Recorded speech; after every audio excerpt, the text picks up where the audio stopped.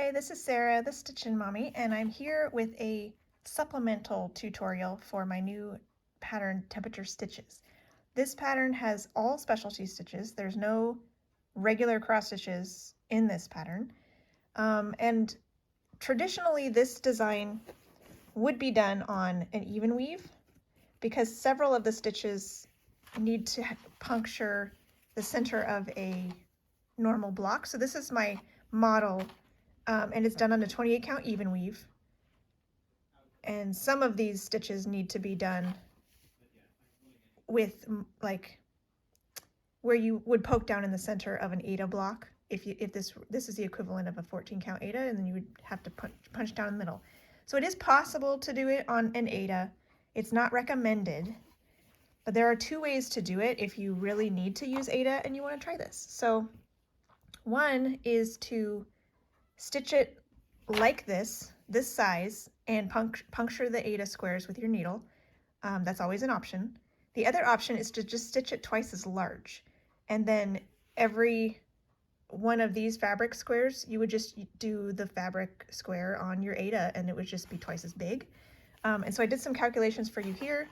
This is on Aida over 2, the new stitch count would be 236 by 180, and on 14 count over 2, it would be 16 and 80.86 or 12.86 would be the full size. It's not outrageous. So if you really want to do it that way, it is a possibility. I would go up to all of this I did with one strand, except for the satin stitches and the Scotch stitches. Those I did 2 strands. So on 14 count over 2, I might do 2 for everything and then 4 for these corner ones to make sure the coverage is right. And I'll be able to like demonstrate that on camera too. So I thought I would do some stitching here on some Aida for you. Here we are with our Aida. We're going to work on the month of November, which is the Norwich stitch. And this is a fun one that is very uniform, very neat. This is what it looks like on even weave on my original. And if you want to stitch without piercing fabric threads, you can double this and treat each square of the Aida as a thread of even weave. So we're going to do the large one first, which is what that would be. We'll be basically doubling it in size. And so we're going to start in the bottom left corner of the stitch.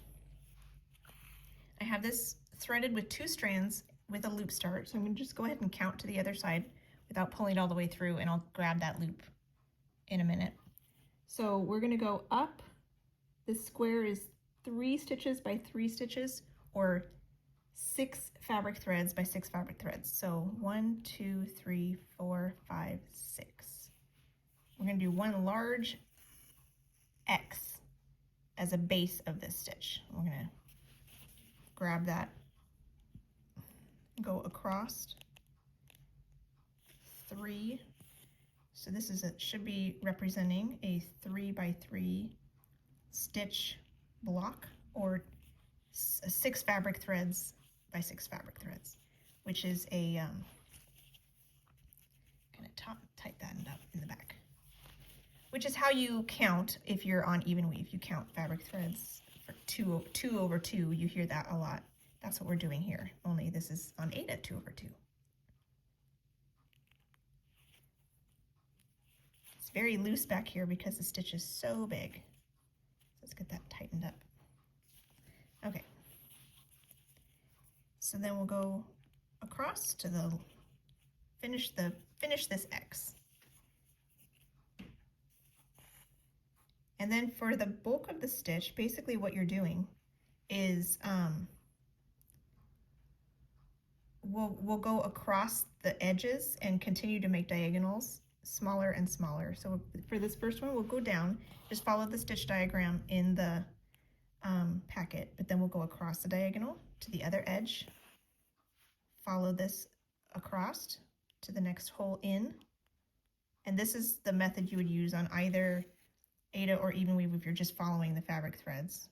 We'll follow the diagonal down to the next hole, follow the edge over to the next hole, then follow the diagonal down to the next hole. You just kind of alternate that all the way around.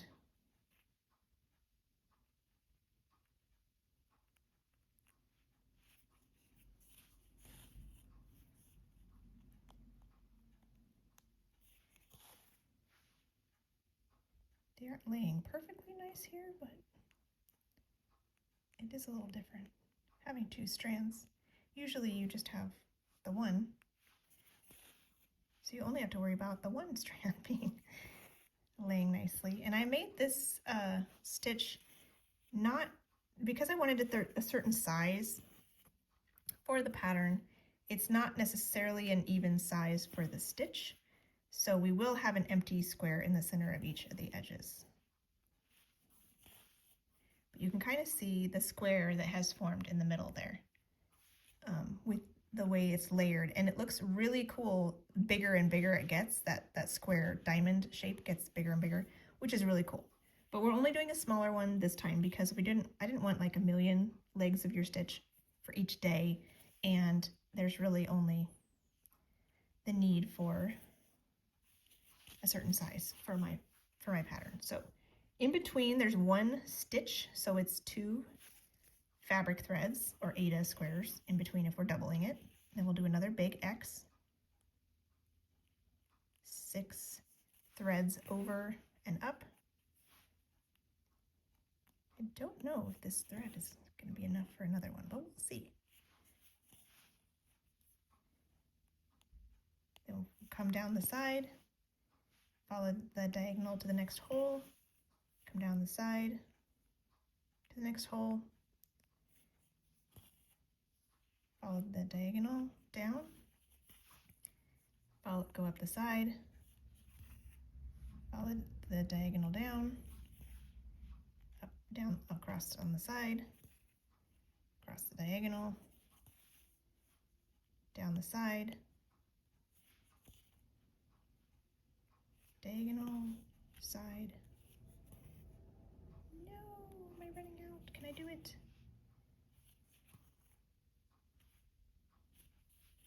One more length.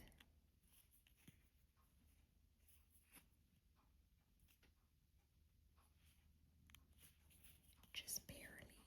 You saw it here first, folks. All right, so that's pretty good.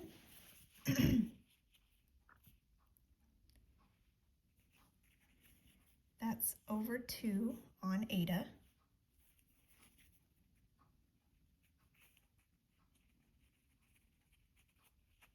Trying to tuck it in with very little left to work with. So there it is, over 2 on Aida, and that's a really fun way to do it. Now I'm going to show you how to do it over 1. I mean, as if it were the same size as the even weave. So it'll be splitting the Aida squares so it matches the same surface area as an even weave. Because it is a way to use Aida, but it won't make it any bigger. So we'll start with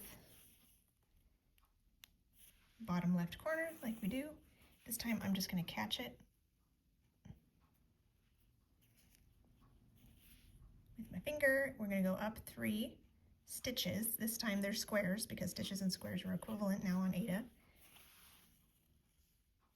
And we'll catch our tail back here with our giant cross stitch.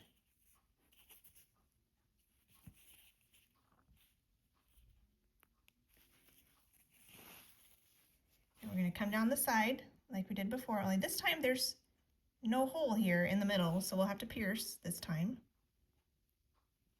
on the edge there in between and go down the diagonal, piercing on the other end.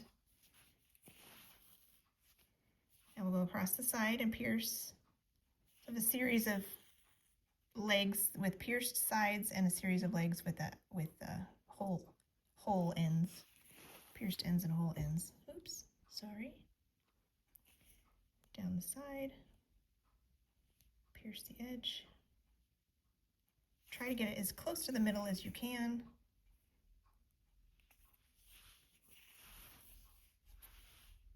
This is the last leg you will pierce for this. Possibly even, let me see how this would work. Now we get to do the holes. Yeah, I think that's the only one. You don't need to pierce that center one because we are not actually using that center one. Because like this, we'll leave this one empty. So that's that one that would have been pierced here, but we won't need that. So you pierce some of the edges of the middle legs.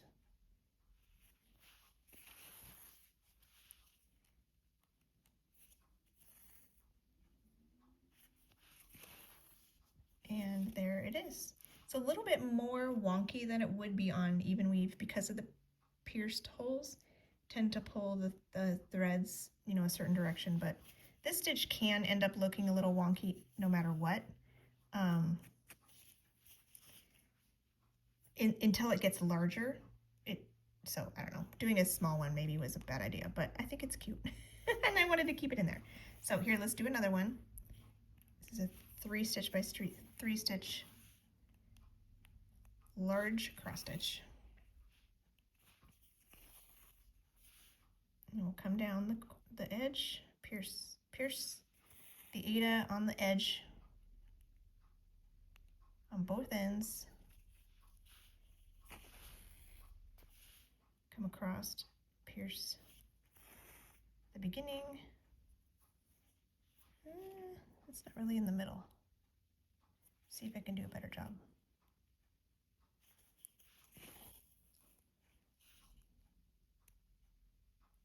There we go. Try to pierce the center as best you can. It'll help keep it the least amount of wonky.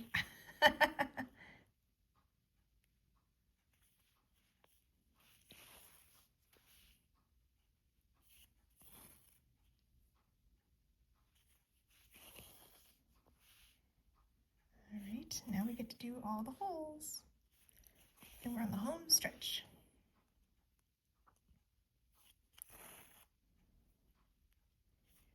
There are 5 threads in each direction.